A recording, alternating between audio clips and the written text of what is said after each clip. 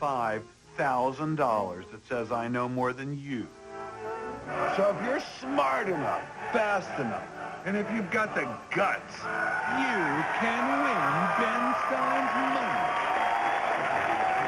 And now, a man who's never seen himself on this show because he's too cheap to get cable, Ben Stein.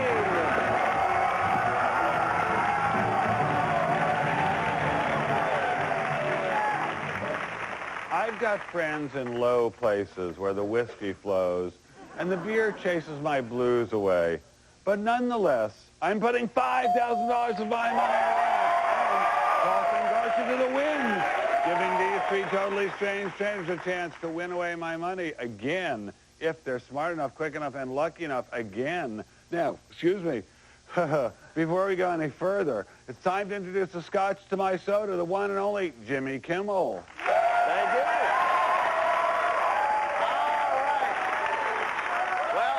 The reason Ben says again is because this is a recurring nightmare show for Ben. We have 3 contestants this evening. The whole show is a recurring nightmare. Each of who've beaten Ben in previous shows. And each one of you has taken Ben's $5,000. Our first contestant is Doug Trezaire. And Doug, what is it you do for a living? I'm a strategic planning manager for a major fast food franchisor. Yes, and on the side, Doug takes money from Ben. As often as I can. Doug, what did you do with your $5,000? Oh, I had quite a little dinner party there. Really? A dinner party? They're still talking about it in Silver Lake. Really? There's still guys looking for their pants, I'm guessing. And Charlene Miller is here. Charlene is an import specialist. This is true. Right. And Charlene, what did you do with your money? I went to Spain. It was lovely. Really? Viva Yes. España. Yes. Yes. And the pickpockets tried to take Ben Stein's money back away from They me. did? Ah. They tried. Set a thief to catch a thief. Interesting. Those damn foreigners. And David Gordy is a paralegal. And David, what did you do with your $5,000? Well, I furnished our new house, and we're going to save a little some of it for baby-proofing the house now that we've that's right. I furnished it. remember. You Got a just baby either coming. had just had a baby or were about to have a baby. Expecting in September. That is nice. Very good. That is Very good. So, Ben, this is your shot at revenge. Contestants, good luck. You're going to need it. Now, everyone, please turn your attention to our game board as Jimmy tells us our first 5 topics. And they are: kids spew the darndest things, Claire the Looney Tunes, I'm your private Danzig, I'll do what you want me to do, gaps you can't buy jeans in, and since the day we got him from the pound, Bingo's balls were numbered. All right, in the first round, questions are worth anywhere from $50 to $150. Now, every time you manage to answer a question correctly, you win money and I lose it, as you remember, the good and bad parts of the game. We're going to start with you, Doug. Please pick a topic. Let's go right to Claire, the Looney Tunes. $150 question. Like many of Debussy's most famous compositions, Claire de Lune was written for what instrument? Doug. Cello. No. Charlene. Piano. Yes, Charlene, yes. Now, Charlene, because you got that right, that means you get first crack at a follow-up for $50. What musical style that shares its name with a painting movement was launched by Debussy? Impressionism? Yes, Impressionism. Good shot. You guys should know Ben's not crazy about the idea of having previous winners on. But I'm being a good sport about it. He was hoping for the semi-retarded losers program. Our next category is men who perform better when they're alone. And Charlene. Oh, dear. Gaps you can't buy jeans in.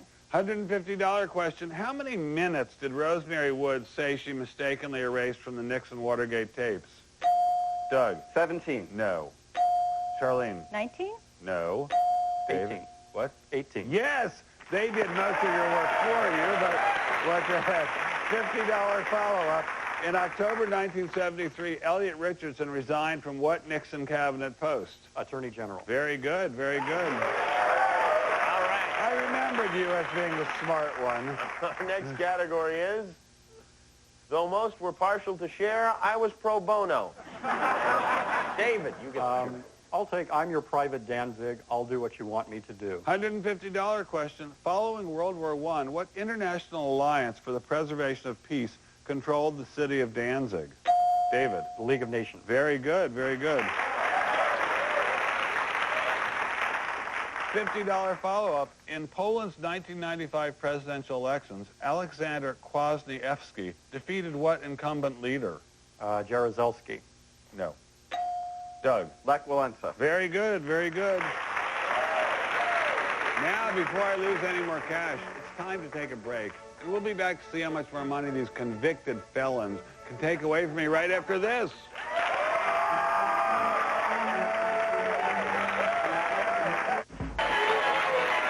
We're back with more of Win My, Ben Stein's Money. And again, I'm playing against three sons and daughters of bitches who beat me in the first season.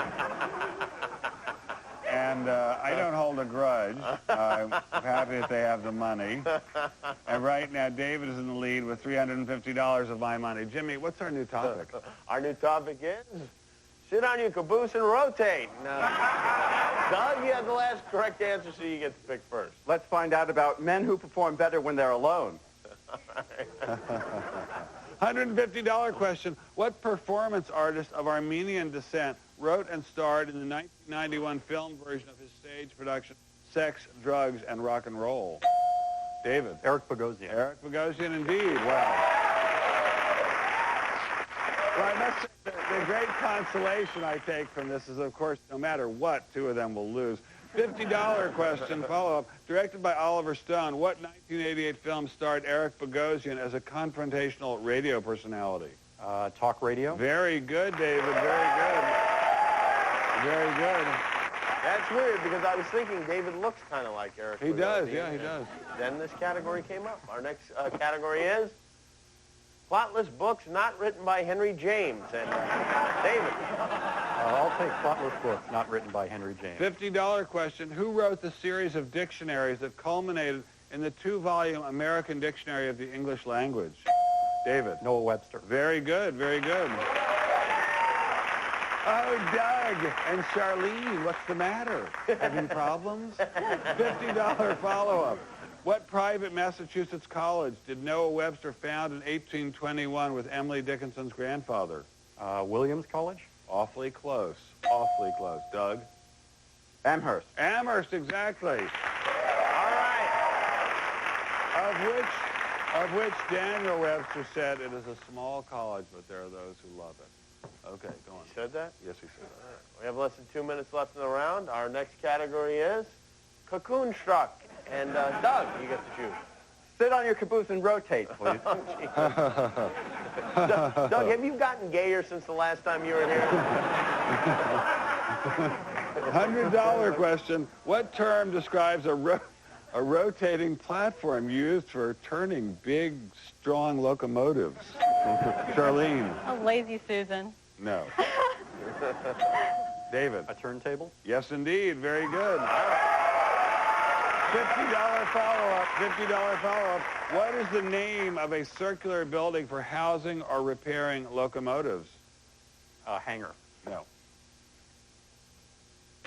Charlene. Quonset hut. No. A roundhouse. Roundhouse. Oh. Who the hell knows that? Our next category is things the Irish put in their mouths other than shot glasses. And David, you have control of the board. I'll avoid that one. Though most were partial to share, I was pro bono. $100 question. In legal terms, the phrase pro bono refers to legal services performed at what cost? Doug. Free. Very good. Free. Very good indeed. $50 follow-up, everybody, and especially Doug. What term is used to describe the questioning of a witness by an opposing counsel in a trial? Cross-exam. Is that good enough, Judge? Okay.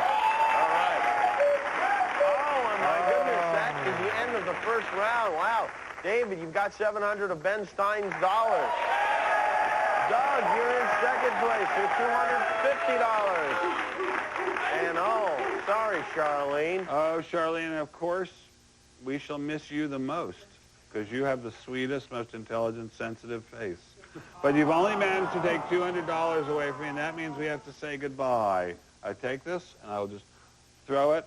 No, underarm shot, yes. Now, when we come back, these two survivors, bloodthirsty wretches, are going to try to get deeper into my wallet. I will defend my money by actually becoming a contestant. Stay tuned. You're going to learn a lot.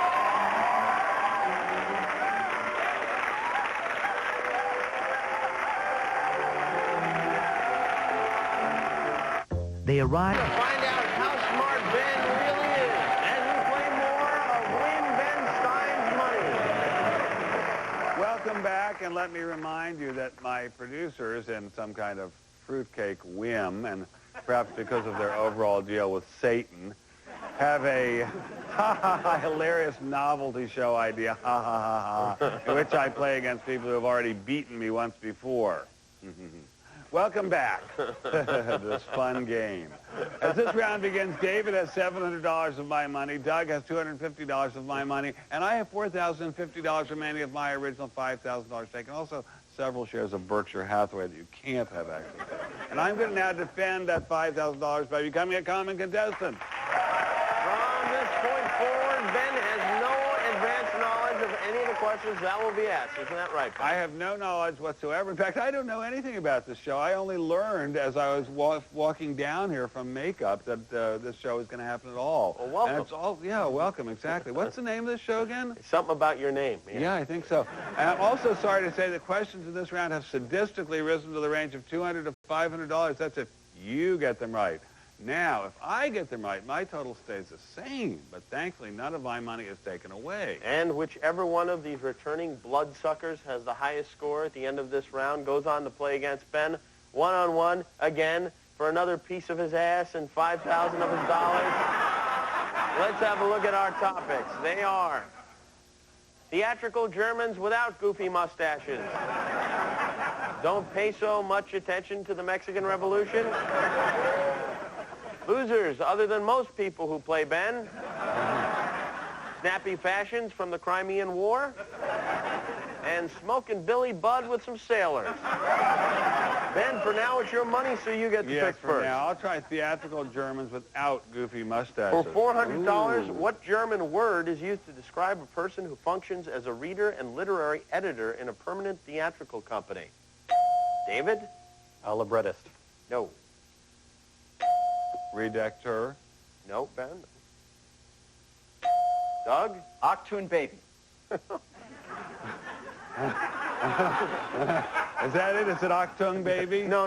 That's a U2 album, I think. No, dramaturg is what we're looking for. Doug, I would have thought you'd know the theatrical question. Our next category?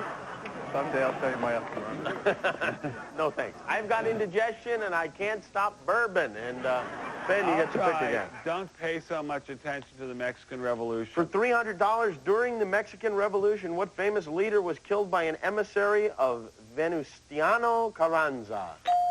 David? Pancho Villa. No. Doug? Zapata. Zapata's the guy. And Zapata don't viva anymore. And our new category is literary masturbators. And Doug. Oh, I'm so torn, but how about smoking Billy Budd with some sailors? All right, Doug. For $500 of Ben's money, which English composer wrote The Young Person's Guide to the Orchestra and the opera Billy Budd? Ben? Britain. Britain's the guy, yeah. That man taught me to love the musical theater. Our new category, anesthetic of 1,000 days. Oh, I'll take that. All right, for $300. What anesthetic, originally extracted from South American vines, has a name derived from an Indian word meaning poison? Ben? Cocaine. No. David? Curare. Curare is absolutely right. Yeah, less than a minute left in the round, and our new category is, though Ernie tried, he just couldn't fill Bert. David? I'll take snappy fashions from the Crimean War. For $300, what type of sweater was named for the British general who led the charge of the Light Brigade during the Crimean War? David? Cardigan. Yeah, that's the guy. Wow. The casual warrior. And that sound means this round is over. David, you've got $1,300 of Ben Stein's money. That means we're moving on to round 3, and Doug is moving out. Doug, you played beautifully, and you accepted our teasing very, very well. We don't really care about money on this show. We just want everybody to have a good time. Now, your history, and we want to take this $550 back. No, actually, we really do this want everyone to have a good time. We really do this want everyone to have a good time. When we come back, we're going to see how scary David, mild-mannered but incredibly knowledgeable David, matches up with me when the big money's on the line. Stay tuned. You won't want to miss it.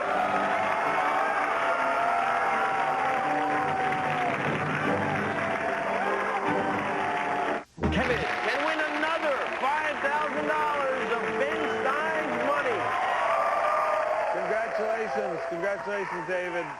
Now we're down to just you against just me once again. So far, you've taken a huge $1,300 away from me, I'm happy to say. And that is yours to keep no matter what happens. But now you have a chance, I'd say a pretty darn good one, to walk out of here with all $5,000 of my money that Jimmy is now willing towards us in this state. And all you have to do is beat me in what we call the best of 10 test of knowledge. Could you explain it to our very smart friend, please, Jimmy? And don't tell him about the pictures.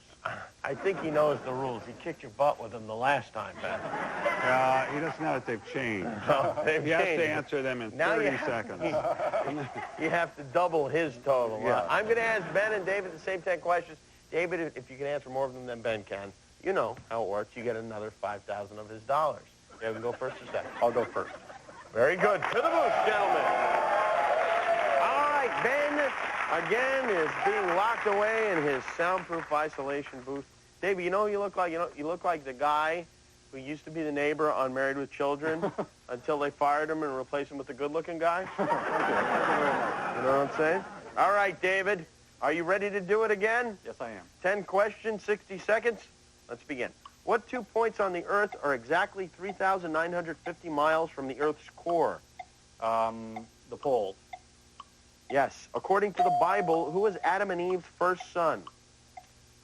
Cain. Yes. What U.S. state is known as the Beehive State? Utah. Yes. What is the name of the U.S. Navy's aerobatic precision flight demonstration team? Blue Angels. Yes. What Dutch humanist wrote in praise of folly? Erasmus. Yes. In geometry, what semicircular instrument is used to measure and lay down angles?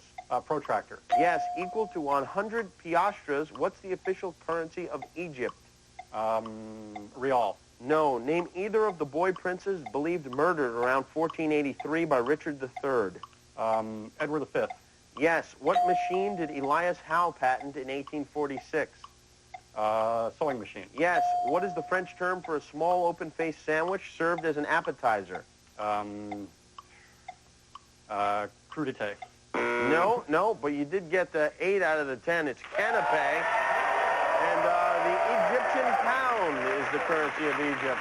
Real solid, David, real solid. What can you say about that? Ben? Yes. All right, I know he's a very good player. Don't even bother telling me. You want to pay him by check, or how do you want to do this? Well, we, of course, have deductions, and we'll All pay right. him by check. 8 is the number you have to beat. We got 10 questions in 60 seconds. Let's do it. Okay. What 2 points on the Earth are exactly 3,950 miles from the Earth's core? The poles. Yes, according to the Bible, who was Adam and Eve's first son? Esau. No. What U.S. state is known as the Beehive State? Utah. Yes. What is the name of the U.S. Navy's aerobatic precision flight demonstration team? The Blue Devils. No. What Dutch humanist wrote in praise of folly? Oh, Erasmus. Yes. In geometry, what semicircular instrument is used to measure and lay down angles? A compass. No, a protractor. Sorry. Equal to 100 piastres, what's the official currency of Egypt? Ooh, the Egyptian pound. Yes. Name either of the boy princes believed murdered around 1483 by Richard III. Edward. Yes. What machine did Elias Howe patent in 1846? Sewing machine? Yes. What is the French term for a small open-faced sandwich served as an appetizer? Oh, I don't... Oh, hors d'oeuvre. It doesn't matter, Ben. No, it It's doesn't. a canapé, but you only got 6 rather. And again, David,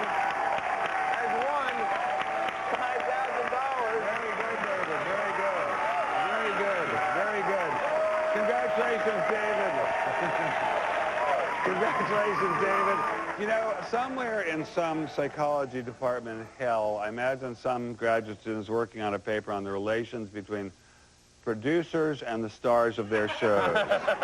And I suspect the words envy and hatred might come up there. Anyway, I bow to your superior knowledge, David. I'm impressed. I'm humbled. Take this money, which you so lavishly earned. There you are, my friend.